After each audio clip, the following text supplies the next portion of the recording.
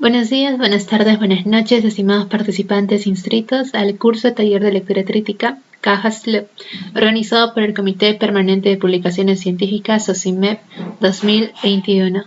El día de hoy tengo el agrado de presentarles como ponente a la magíster Pamela Chacón Uzcamaita, quien es odontóloga egresada de la Facultad de Odontología de la Universidad Nacional Mayor de San Marcos y miembro del Grupo de Investigación de Ciencias Básicas Estomatológicas y Salud Pública. También es investigadora de la Universidad Cayetano Heredia. En EMERGE, la Unidad de Investigación de Enfermedades Emergentes y Cambio Climático. Además, cuenta con experiencia en el manejo de software estadísticos como SPSS y STARA, metodología de investigación, administración de datos en REDCap, y sus intereses van por el campo de la implementación de programas de prevención en salud en sistemas de salud en un entorno de salud global, utilizando métodos cuantitativos y cualitativos, salud pública y epidemiología. La magíster estará a cargo de la ponencia número 1 teórica, Generalidades de Epidemiología 1, Conceptos Generales, Razón, Proporción, Tasa y Medidas de Frecuencia. Ahora sí puede comenzar, magíster. Bien, el día de hoy vamos a ver las medidas de frecuencia principales en los estudios epidemiológicos de enfermedades. Para ello vamos a tener tres importantes medidas que debemos recordar y diferenciar en concepto, las cuales son proporciones, tasas y razones.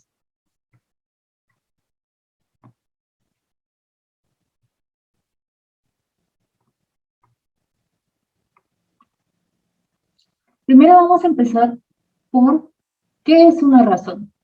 Y como podemos observar, una razón es una división, ¿no?, entre digamos en este caso una letra A y B.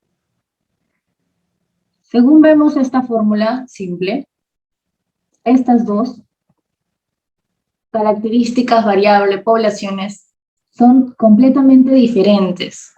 ¿A qué me refiero? A que el numerador no va a ser parte del denominador. Y esta es una de las principales diferencias que vamos a observar con otra medida, como pueden ser las proporciones. Tenemos algunos ejemplos de razón, como por ejemplo, hombres entre mujeres, la razón de aprobados entre desaprobados, ¿no? O razón entre neutrófilos y linfocitos. Y de esta manera se puede utilizar esta razón como el caso de un predictor de mortalidad para COVID-19. Entonces, lo que queremos expresar cuando hablamos de la medida de razón es una relación, ¿no?, entre dos poblaciones o dos eventos que se quieren contrastar, ¿no?, en este caso. ¿Cuál es la diferencia con la proporción? Como habíamos visto antes, no había ninguna relación entre el numerador y el denominador. En cambio, en la proporción, el numerador ya forma parte del denominador. Como se puede observar, en el denominador es una sumatoria, ¿no?, entre A más B, que en este caso va a ser el total de la población. Tenemos algunos ejemplos acá. Por ejemplo, la proporción de pacientes, ¿no?, mujeres con diabetes mellitus 2. Entonces, para saber esa proporción, yo tendría que dividir las mujeres que presentan diabetes mellitus 2 entre el total de mujeres. Pues claro, en el total de mujeres van a estar incluidas mujeres que presenten o no presenten diabetes mellitus 2. Lo mismo con los siguientes ejemplos, ¿no? Proporción de sintomáticos COVID-19 entre el total de personas, en este caso contagiadas con COVID-19. Como estamos viendo, la proporción representa la frecuencia con la que ocurre un evento en un total de población. Entonces, esta es puntualmente la diferencia de proporción y razón. Repito nuevamente, la proporción contiene en el denominador al numerador. Otra de las medidas más comunes en epidemiología son las tasas. Aquí ya hablamos de un indicador que nos interesa observar cuando hay un cambio dinámico de las enfermedades, ¿no? El tiempo. Entonces, con las tasas, al utilizar el tiempo, vamos a poder representar la velocidad con que va a cambiar una situación clínica, ¿no? Va a estar durante vamos a evaluar durante un periodo de tiempo. Entonces, es una medida útil para hacer comparaciones.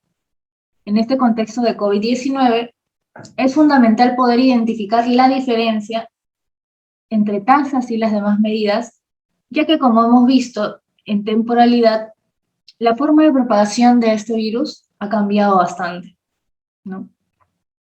Entonces, nos puede interesar ver cuál es la proporción, la tasa, ¿no?, de pacientes contagiados durante cierto periodo de tiempo, que puede ser cambiante. Las medidas de epidemiología más frecuentes son medidas de frecuencia como morbilidad, personas que presentan o no la enfermedad, mortalidad, medidas de asociación o efecto, o medidas de impacto. En medidas de frecuencia vamos a ver la prevalencia puntual, la prevalencia de periodo, la incidencia, donde podemos encontrar a la incidencia acumulada, la densidad de incidencia, y vamos a empezar con una de las principales medidas. Entonces, la prevalencia, si nosotros primero observamos la fórmula, es el número de casos que presentan una enfermedad en un momento dado, entre el total de la población en ese momento. Si yo observo que el numerador está contenido dentro del denominador, es por eso que la prevalencia es una proporción. ¿Okay? Y es importante esto de aquí, en un punto de corte del tiempo. Entonces, si un conjunto de individuos presentan una enfermedad o una condición de interés en un momento puntual, momento específico, hablamos de prevalencia puntual. Y si nosotros queremos observar durante un periodo, por ejemplo, durante el periodo de marzo a diciembre del 2020, ¿cuál es la prevalencia? Entonces, si yo ya estoy involucrando un tiempo detrás, pues cambia el término a prevalencia de periodo.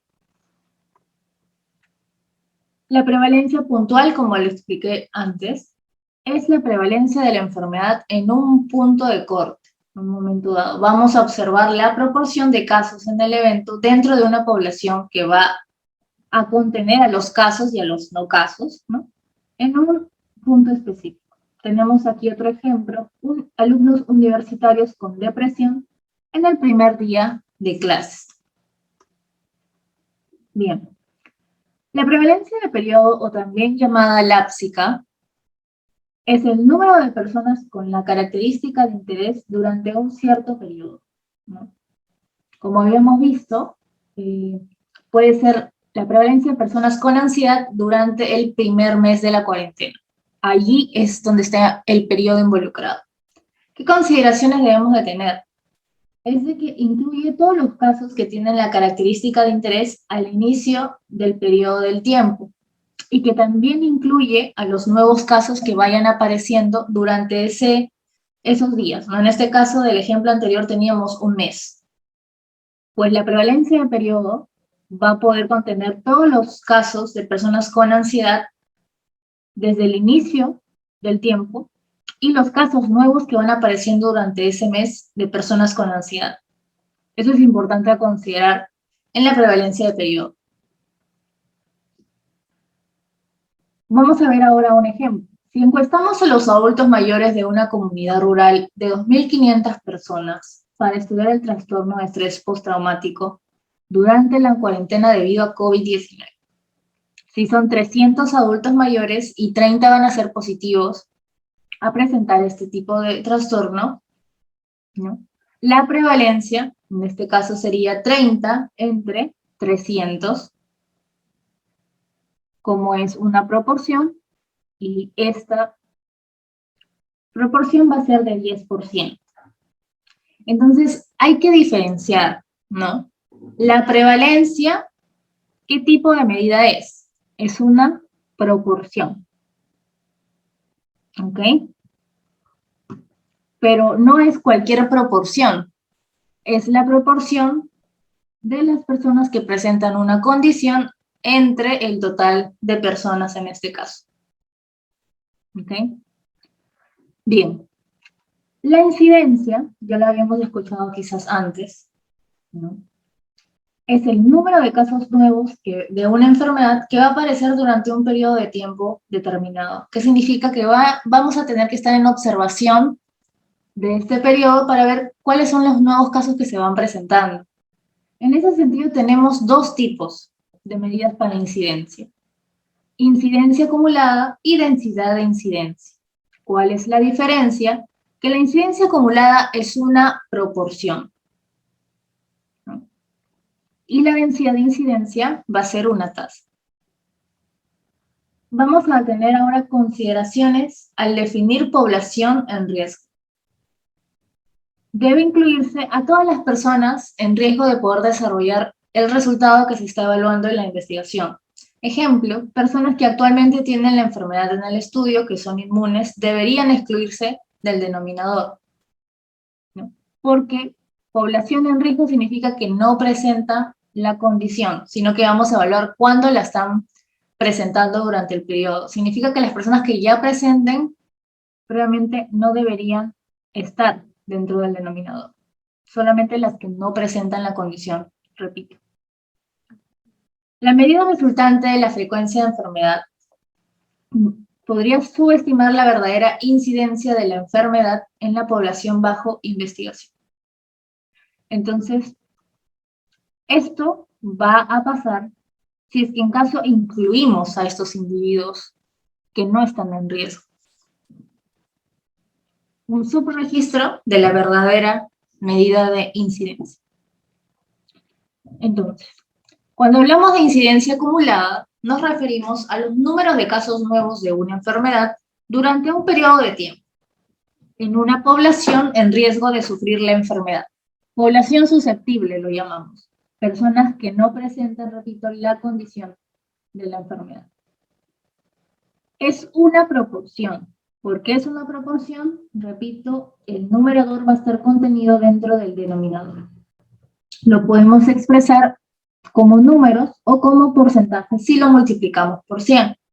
Y esta va a ser su fórmula, ¿no? El número de personas que contraen la enfermedad en un periodo determinado sobre el número de personas libres de la enfermedad en la población expuesta al riesgo en el inicio del estudio.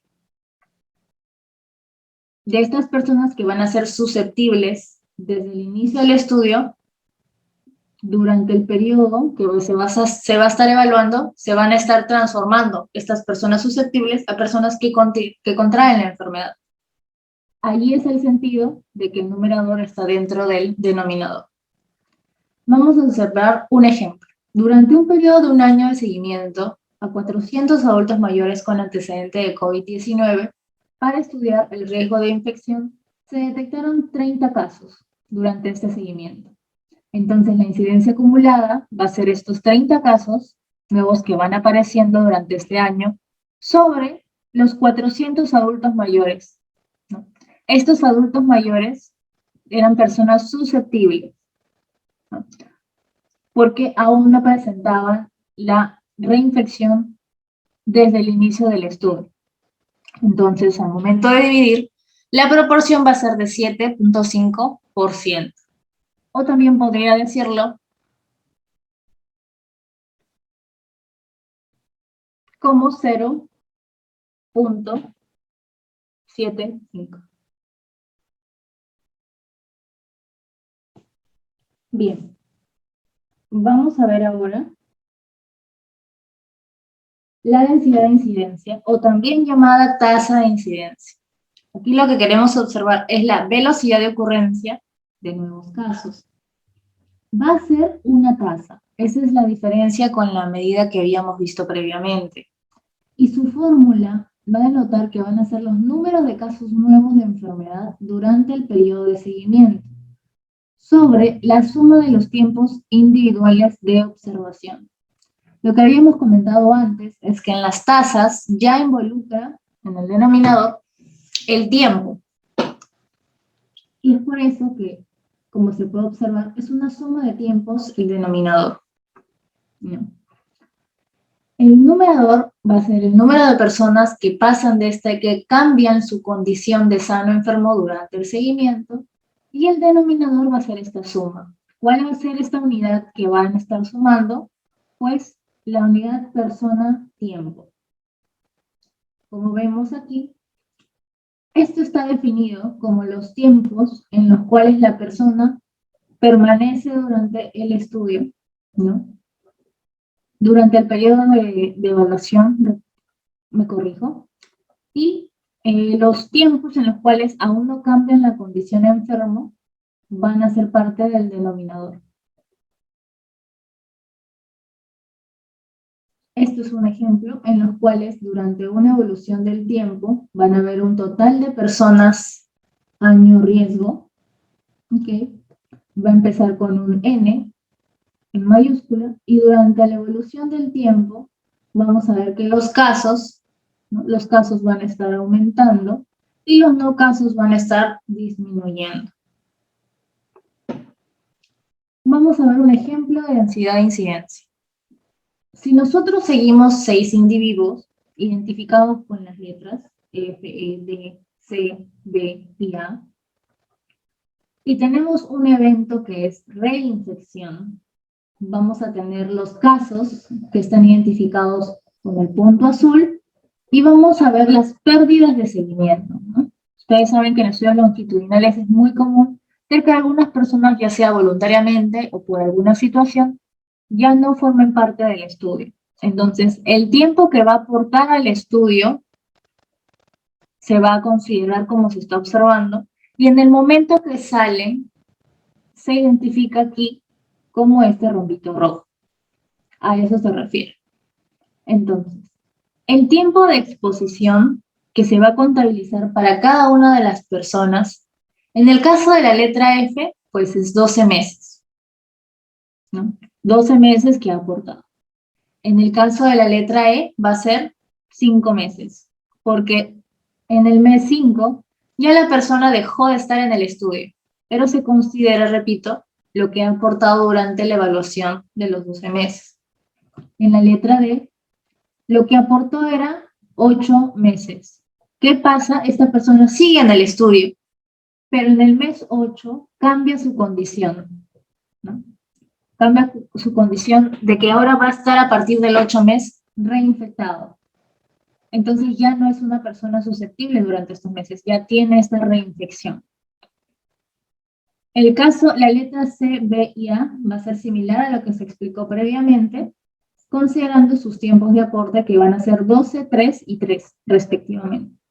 Entonces, para ver la densidad de incidencia, yo saco una división de los casos que van apareciendo durante los 12 meses de evaluación, que son 2, como podemos observar los 2 puntos azules, sobre el total de tiempo que han aportado individualmente cada uno de los registros.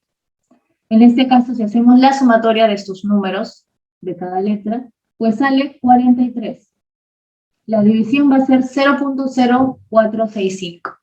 Si nosotros lo transformamos, multiplicando por 1000, vamos a tener que la densidad de incidencia van a ser 46.5 casos por 1000 meses persona, ¿no? Que es la unidad de tiempo, tiempo persona.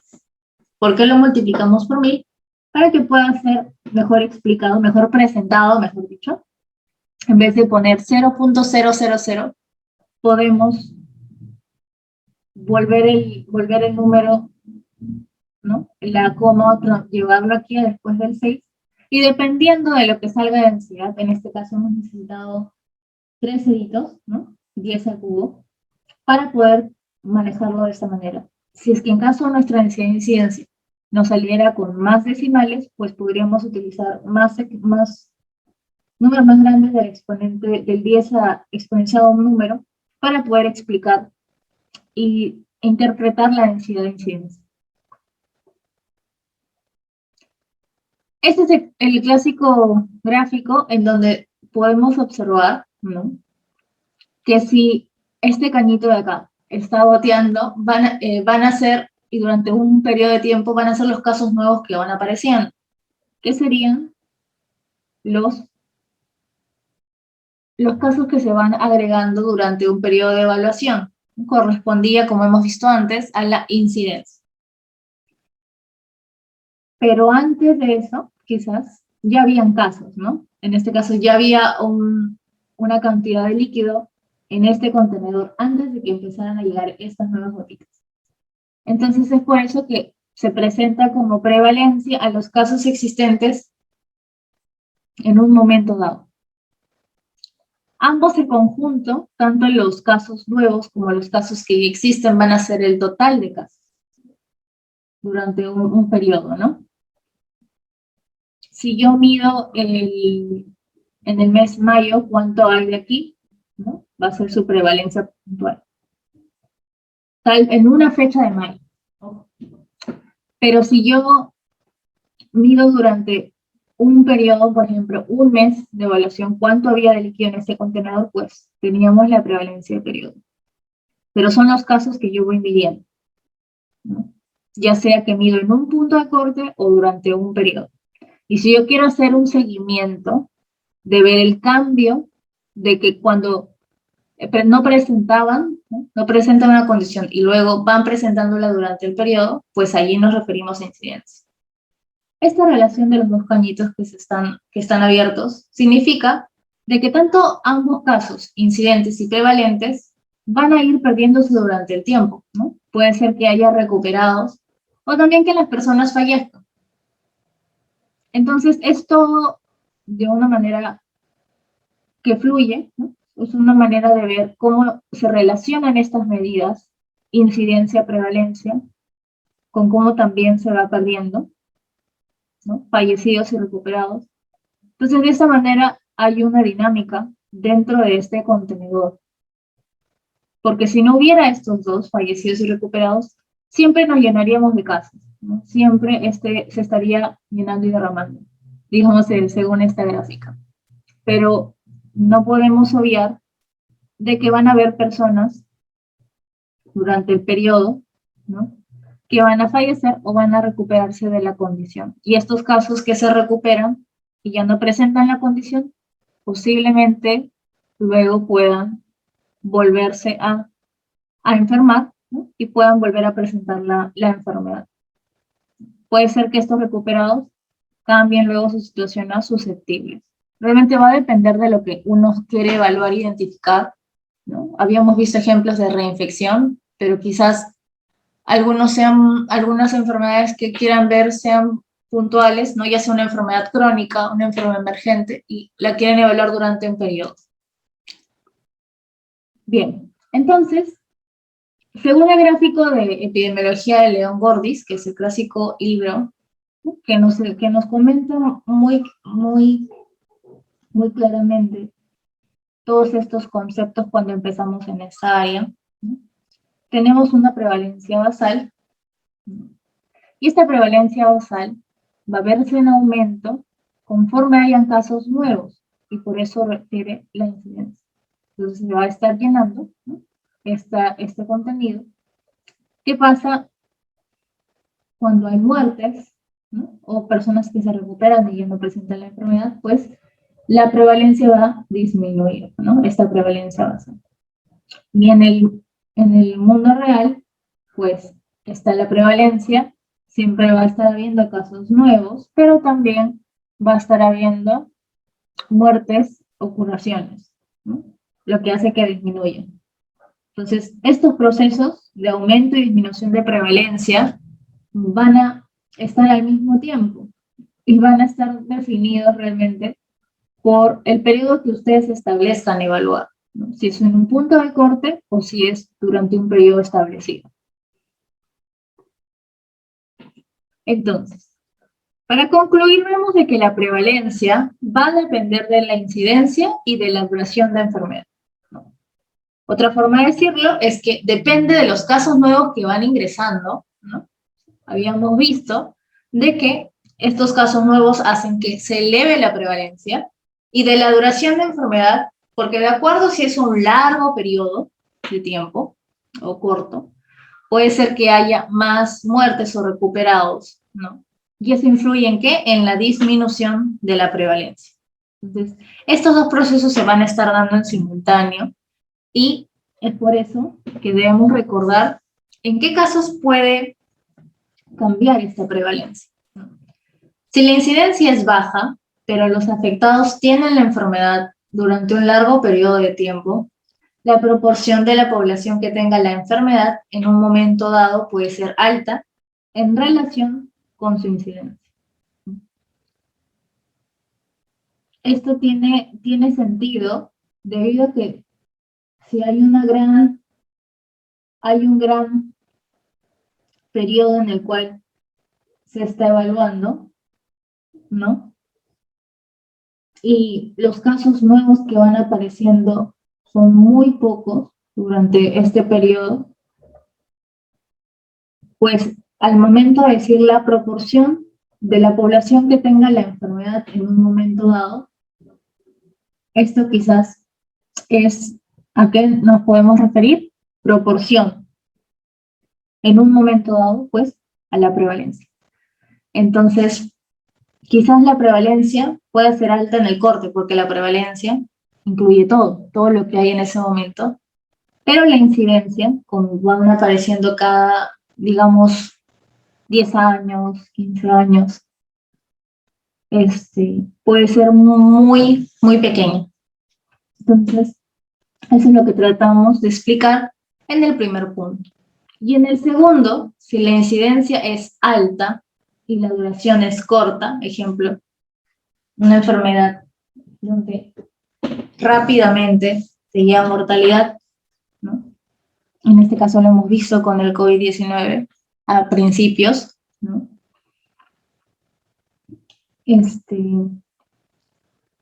Vamos a ver que la prevalencia puede verse baja en relación a la incidencia. ¿Por qué? Porque como se van a ir estos casos, se van a perder rápidamente, ¿no? Cuando uno quiera sacar la prevalencia, ya no va a haber tantos casos en total en la población, ¿no? Entonces, es por eso que depende mucho de la incidencia y la duración de la enfermedad para saber qué cambios puede estar teniendo la prevalencia. Entonces, los cambios pueden ser por uno, por el otro o por ambos juntos. Esta es una comparación entre incidencia y prevalencia. Vamos a observar que la incidencia es la probabilidad de desarrollar una enfermedad. Hablamos bastante de los casos nuevos. También la prevalencia va a indicar la frecuencia de una enfermedad.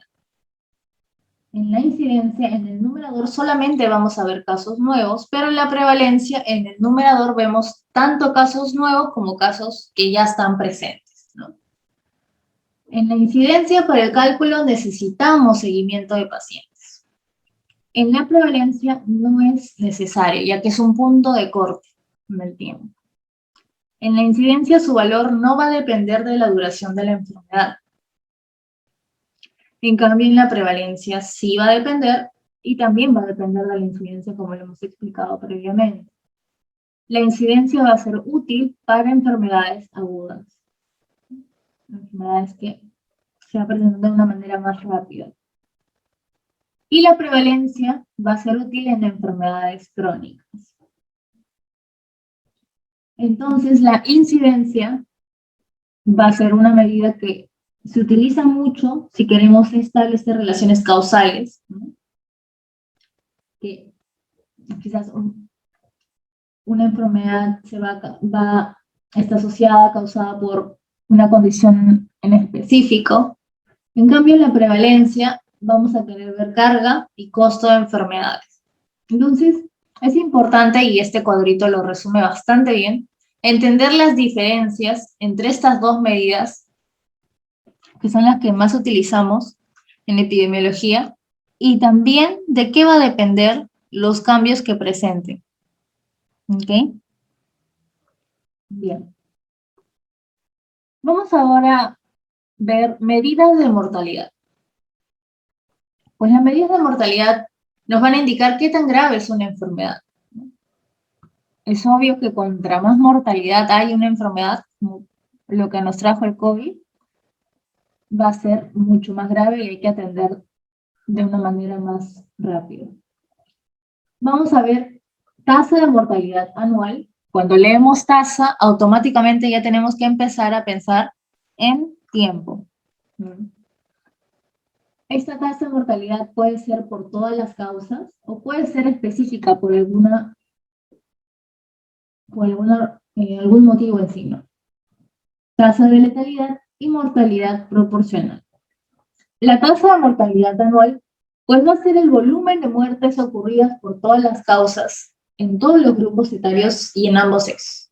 El numerador va a ser el número de muertes o defunciones, lo mismo. El denominador va a ser la población total promedio en el mismo periodo. Y esta es la fórmula para ver tasa de mortalidad, número de funciones entre población total durante el periodo. Tenemos ahora un ejemplo. En el pueblo, XYZ lo vamos a llamar, se presentaron 60 muertes por COVID-19 y en el otro pueblo se presentaron 80 muertes. En el primer pueblo, a mitad del año 2019 eran de 40.000 personas, siendo 50.000 la población en el mismo periodo para el otro pueblo, ¿no? Entonces, para el primer pueblo, ¿cuál sería la tasa? Pues la división de 60 entre el total de personas, ¿no? Y para el siguiente pueblo van a ser 80 entre su total, que sería 50.000. De esta manera vamos a observar las tasas.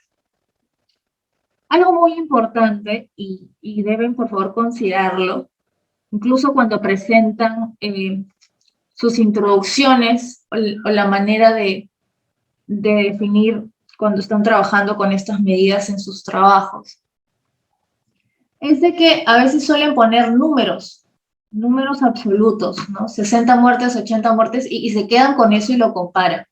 Pero realmente no es comparable, y lo vamos a ver en este ejemplo. Porque si nos quedamos solo con eso, 60, 80, pues uno dice, bueno, 80 es más que 60. Pero no estamos considerando cuánto es el número de población que tiene cada pueblo. Como estamos observando, no es lo mismo 60 muertes en 40.000 a que 80 muertes en 50.000, ¿no? Todo esto va a cambiar mucho por el número de personas que hay en cada pueblo. Por eso es que no se comparan números absolutos. Siempre se considera la población. Entonces, si uno se quedaba con solamente ver 60 versus 80 y lo interpretaba de esa manera, que en el pueblo JKL habíamos muertes, pues lo interpretó de una manera errónea. Si nosotros observamos y hacemos el cálculo debido, vamos a observar que ambos pueblos van a tener una tasa muy similar, 1,5 y 1,6, ¿no? Por 1.000 habitantes. ¿Porque de qué dependió? De la población que hay en cada pueblo. Entonces, no se olviden de eso cuando interpretan o cuando redactan. ¿Okay? Siempre es importante el N de la población. La tasa de mortalidad específica va a ser una tasa calculada para un grupo en específico, ¿no? Puede ser por causa de muerte, puede ser por sexo, grupo etario. La fórmula va a ser total de muertes en un grupo de edad y sexo específico de la población durante un periodo por la población total estimada del mismo grupo de edad y sexo en el mismo periodo. Acá lo que indica es por 10 a la n, ¿no? Depende de a cuánto necesitamos redondear y aproximar el número que nos salga para poder ser más interpretativo. En este ejemplo tenemos una comunidad en donde se presentan 34.000 muertes por COVID-19 en el 2020. La población promedio para ese año fue de 250.000 habitantes. Entonces, aquí ya hay una tasa de mortalidad específica. ¿Dónde está la parte específica? Es que estas muertes son por COVID-19. En lo que hemos visto en el ejercicio anterior, estábamos hablando de muertes en total. Por eso es tasa de mortalidad. Aquí ya estamos hablando de mortalidad específica por algo, por el tipo de muerte, que es muerte por COVID. Entonces va a ser lo mismo una división, ¿no? Y te va a salir la tasa de mortalidad específica, que es 13,6 por 1000 habitantes. Bien. Recuerden que ¿dónde está la tasa? ¿Por qué es una tasa? Tasa T de tiempo. El tiempo es que ha sido seguido, ¿no? Durante todo este periodo, cuántas muertes y cuántos habitantes había. Allí está involucrado el tiempo. Por eso es que es una tasa. Tasa de letalidad. La tasa de letalidad va a hablar de qué tan severa es una enfermedad, ¿no? Entonces, si bien esto es algo importante para no cometer errores, si bien se le conoce en el nombre como una tasa, realmente va a ser una proporción. ¿Por qué? Porque va a ser el número de muertes por una enfermedad en un periodo determinado sobre el número de casos diagnósticos de la misma enfermedad en el mismo periodo. Entonces ya estamos hablando acá de muertes por la enfermedad sobre todos los diagnosticados con la misma enfermedad. Numerador contenido dentro del denominador, ¿no? Recordamos. Entonces, por eso que es una proporción. Hay que poder diferenciar esta tasa de letalidad, que es proporción, de la tasa de mortalidad, ¿no? La letalidad, como se puede observar, en el denominador son casos diagnosticados. Casos diagnosticados. No estamos hablando de personas tiempo, estamos hablando de ella. Entonces, la tasa de letalidad en el nombre dice tasa, pero corresponde a una proporción.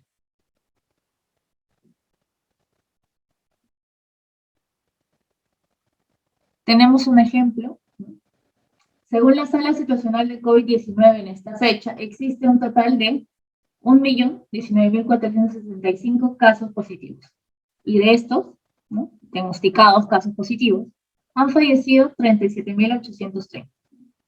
Si hacemos la división, la tasa de letalidad va a ser 3.71%, ¿no?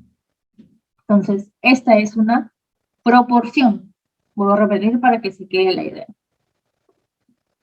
Ya para terminar, vamos a ver que tenemos algunas tasas muy comunes, ¿no?, adicionales a las que ya les he explicado, pero que van a tener los mismos principios de definición de tasa, ¿no? Y hay que poder identificar, ¿no?, interpretar estos ahora que se está dando mucho en lo de COVID-19, se podría interpretar todas las tasas que se tienen, ¿no?, de esta enfermedad. Y adicionalmente pueden analizar la enfermedad de su interés y poder ver las medidas de frecuencia que se han venido trabajando y que se suelen comparar durante los periodos para poder ver qué tanto está avanzando o se está pudiendo controlar la enfermedad, ¿no? Tenemos tasas de natalidad, fecundidad, mortalidad neonatal, mortalidad perinatal, mortalidad materna, mortalidad infantil, mortalidad general, tasa específica de mortalidad general y la tasa de letalidad, que ya hemos visto que es una proporción, ¿no? Pero quizás en algunos textos aún lo sigan observando ese número. Entonces, como recomendación, básicamente lo que les digo, practiquen las interpretaciones y también de poder diferenciar proporción, tasa y razón, ¿no?, que son los principales tipos de medidas que nosotros vemos en epidemiología. Bueno, eso sería todo con respecto a la clase de hoy. Muchísimas gracias por su atención.